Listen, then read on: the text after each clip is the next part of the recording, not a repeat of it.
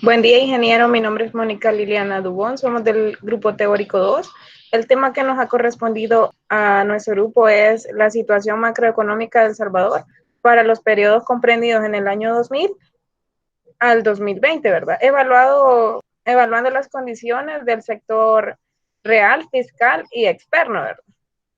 Primero que nada, mi persona le va a explicar la primera gráfica sobre el sector real, que vamos con lo del consumo privado. Primero que nada vamos a explicar lo que es el mayor porcentaje que tuvo la proporción en los años comprendidos 2007, que fue el año en el que aumentó sobre los demás años el nivel de proporción.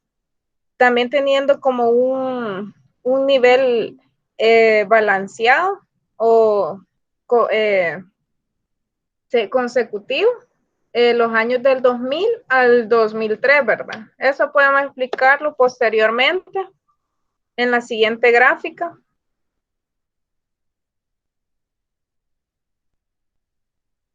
Ya mayor detalle. Como podemos ver, en la gráfica del 2000 sufrió como una baja con respecto al año anterior, el 2019, ¿verdad? Con una proporción del 81% del consumo de un 19.976.4 al conjunto del PIB, que tuvo un 24.638.72. En cambio, en el año 2019 tuvo una proporción de 84%, aumentando con respecto al año 2019. También podemos decir que en los años 2000 al 2003 tuvo una proporción de 84%, como anteriormente lo decía.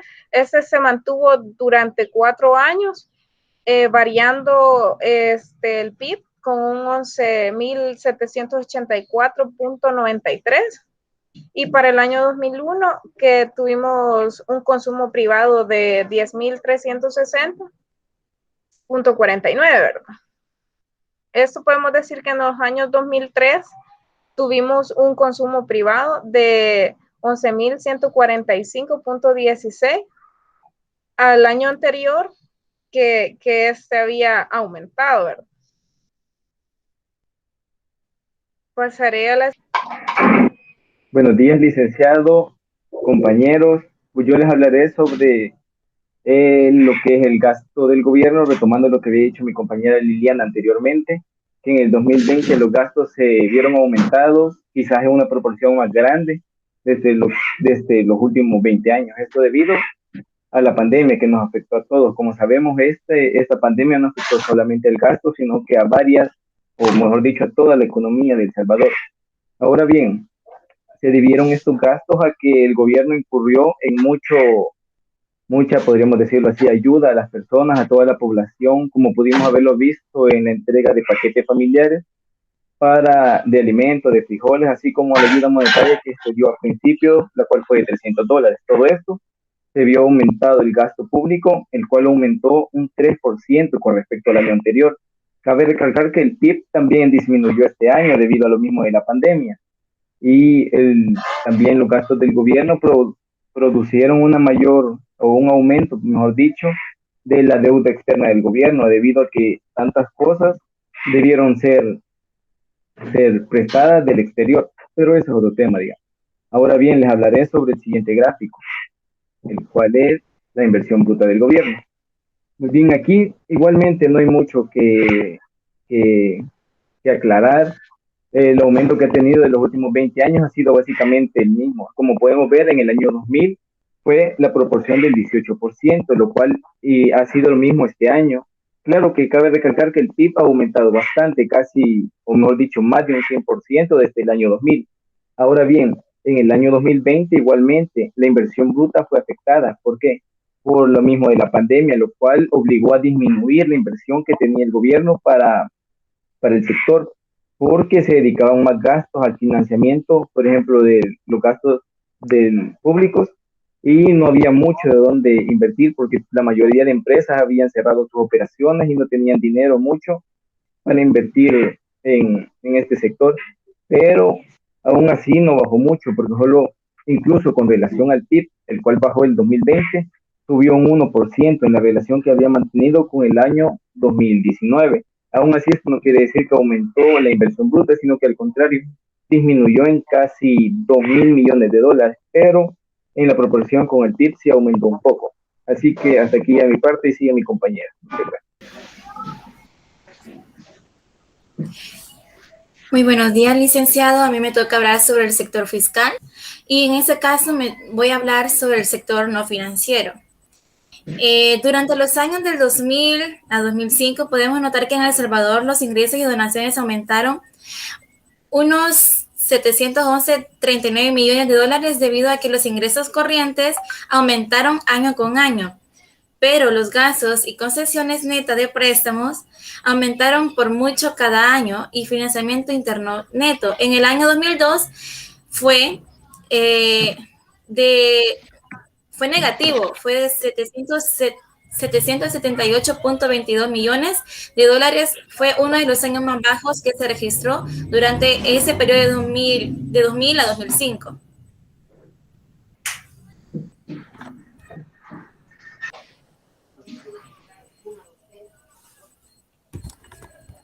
La siguiente.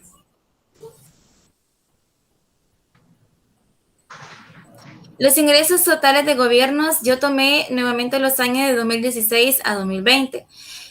Los ingresos corrientes para el año 2019 fueron mayor entre los años de 2016 y 2020, con 5.008.000.19, y los ingresos totales fueron mayor para el año 2019 con 5.120.99 entre los años 2016 a 2020, obteniendo una devolución con 154.7 millones.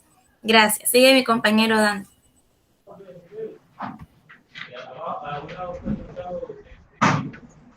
Buenas, yo le voy a hablar de algunas cosas a resaltar dentro del gobierno, dentro del resto del gobierno general y de la deuda del gobierno central.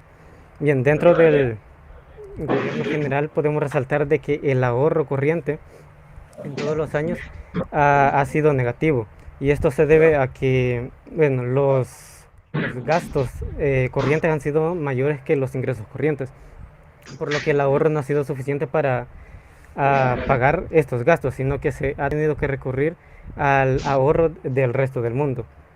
Dentro del resto del gobierno general también podemos resaltar de que las donaciones fueron de cero en todos los años, salvo en los años de 2016 y 2017, en los que las donaciones superaron los 4 millones de dólares.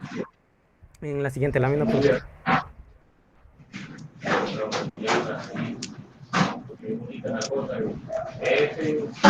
Bien, en la deuda del gobierno central y la deuda pública total, podemos resaltar de que en el año 2000 y 2001 los préstamos dentro de la deuda eran mayores que la deuda producida por los títulos valores, pero a partir del año 2003 los títulos valores empezaron a superar por mucho a los préstamos. Y también se puede resaltar de que la concesión neta de préstamos para todos los años del periodo analizado han sido de cero. Esto puede indicar de que la recuperación fue completa en los títulos de crédito emitidos por el gobierno. Otra cosa es que tanto la deuda total del gobierno central, la deuda total de pública, o sea, la deuda pública total, y la deuda externa dentro del gobierno central se mantuvo constante, han ido aumentando de manera constante en todos los años del periodo, salvo en el 2020, que tuvo un aumento bastante significativo por razones del COVID-19, por la pandemia. Bueno, creo que eso ha sido todo por mi parte. Muchas gracias.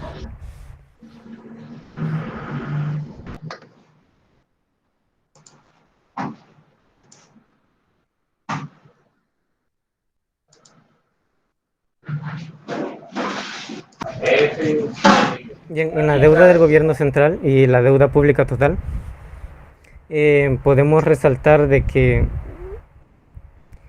en el año 2000 y 2001 los préstamos dentro de la deuda eran mayores de que la deuda producida por los títulos valores, pero a partir del año 2003 los títulos valores empezaron a superar por mucho a los préstamos.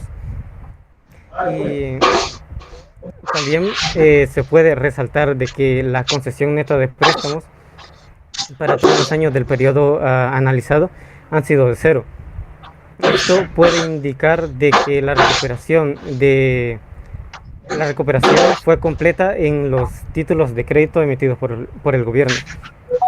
Otra cosa es que tanto la deuda del total del gobierno central, la deuda total de pública, o sea, la deuda pública total y la deuda externa dentro del gobierno central se mantuvo constante, han ido aumentando de manera constante en todos los años del periodo, salvo en el 2020, que tuvo un aumento bastante significativo por razones del COVID-19, por la pandemia. Bueno, creo que eso ha sido todo por mi parte. Muchas gracias.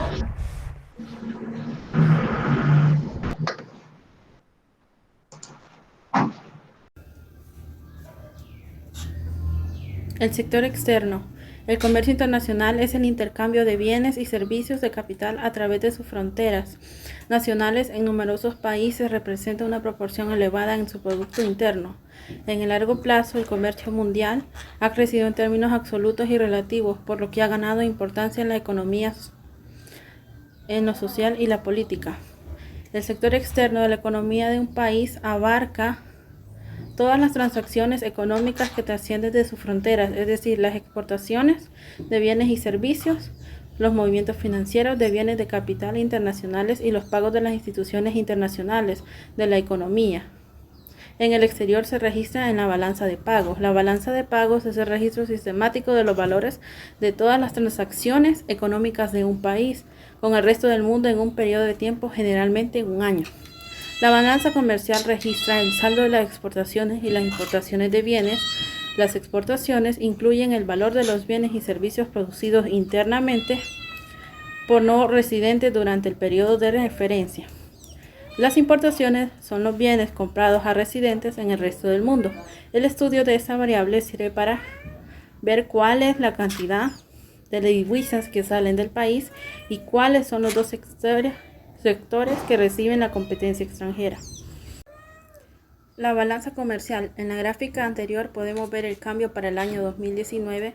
El Salvador registró un déficit en su balanza comercial de 5.699.1 millones de dólares, en un 22.58% de su PIB, superior registrado en 2018, que fue de 5.558.9 millones de dólares, el 22.77% de su PIB. En la gráfica anterior podemos ver el cambio para el año en 2019. El Salvador registró un déficit en su balanza comercial de 5.699.1 millones de dólares, un 22.58% de su PIB, superior al registrado en 2018, que fue de 5.558.9 millones de dólares, del 22.77% de su PIB. La balanza comercial se ha debido a un incremento de las importaciones superior al de las exportaciones en El Salvador. Si analizamos la evolución de las exportaciones en El Salvador, en los últimos años se observa que ha caído respecto al 2019, como ya hemos visto, aunque han habido respecto a 2010, cuales fueron 4.499.2 millones de dólares, que suponía un 24.39% de su PIB. Asimismo, la evolución de las importaciones en El Salvador, cuales fueron 8.416.2 millones de dólares, que suponía un 45.62% de su PIB. La variación anual de la balanza comercial en El Salvador, como pudimos ver en la gráfica, cayó en un 33.2% en año 2009. Lo mismo sucedió en el año 2020 debido a la pandemia COVID-19, cayendo asimismo un menos 7.3%. Gracias. Saludos cordiales, mi nombre es Edgar Isaías Quintanilla y yo les voy a hablar un poco acerca del sector externo siempre, pero ahora de las remesas e inversiones. En remesas de 2000 a 2020 tenemos una tendencia a la alza, bueno, relativamente, y debemos de considerar de que las remesas son útiles al momento de los salvadoreños porque estos ayudan a recaudar más impuestos para poder cubrir el déficit comercial que se tiene actualmente en el país. Ahora, como ustedes pueden ver, estas remesas nos ayudan también para ir cubriendo las deudas que actualmente tenemos en nuestro país. Entonces, conforme los hermanos salvadoreños envíen sus remesas aquí al país, esto nos ayuda para poder ir creciendo, aunque sea poco, pero vamos creciendo. Y lo podemos ver en esta gráfica, que representa en millones de dólares. Por ejemplo, en el 2000 empezamos con una cantidad de unos 150 millones y actualmente tenemos casi llegando a los 700 millones de dólares. Entonces, como ustedes pueden ver, es un avance que ha tenido actualmente. Claro, hay diversos factores que alteran esto. Por ejemplo, en 2020 pues tuvo más porque la mayoría de personas, ya que estuvo la pandemia en gran magnitud, pues lo que se ha hecho es que los otros países pues envían dinero para que puedan subsistir las familias. Muy bien, ahora voy a hablar un poco acerca de la inversión. Tenemos de los años 2000 al 2020 y podemos decir de que las inversiones han tenido altos y bajos y ha caído debido ¿a qué? A la pandemia. Pero no todo es malo, porque si ustedes se percatan en las diapositivas, ustedes pueden ver que en la parte de esta, aquí en 2002, tuvo un aumento. Claro, luego cayó, pero lógicamente después aumentó. Pero por una mala decisión volvió a caer. Pero con estrategias económicas que se vinieron tomando, llegó a un punto alto que hasta el momento no ha vuelto a llegar. Pero ¿por qué no ha llegado? Porque ahí existen factores en los que los inversionistas a veces se sienten como amenazados. Me refiero yo a la actual situación que tiene el país. A veces sienten que no hay oportunidad para poder invertir en algo o a la vez por la misma delincuencia. Entonces por eso decae. Como ustedes pueden observar, ha ido subiendo, pero luego decae, vuelve a subir, decae. Y actualmente en el 2020, ¿qué es lo que pasa? La pandemia, debido a la pandemia, es que esto sucede, o sea, ha quedado como estancado. Hasta el momento están tratando de rehabilitar nuevamente estas inversiones, abriendo todo, o la mayoría de negocios, para que los turistas, inversionistas, vengan a invertir, vengan a dejar su dinero y así el país poder salir adelante.